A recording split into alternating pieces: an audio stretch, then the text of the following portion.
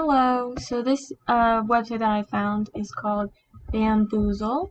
So it's different games made by teachers for kids to be able to play. So we have so many different games that are made by teachers. I'm going to choose the multiple choice animal. So this just gives you an overview of what it's going to look like, and then you can hit play, and you'll choose one team. We can play it the classic way.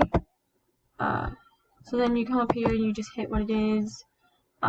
You look at it, say, then you'll have them show you the little answer, and you hit whichever one you think it is, and you'll check it.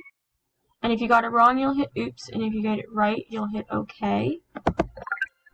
And then you can keep going until you get them all done.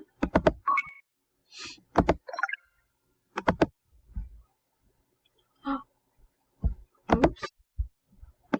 Little things like that. You see there's many different options that you could choose for.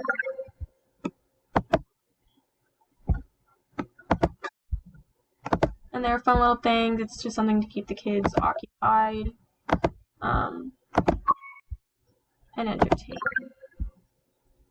Alright.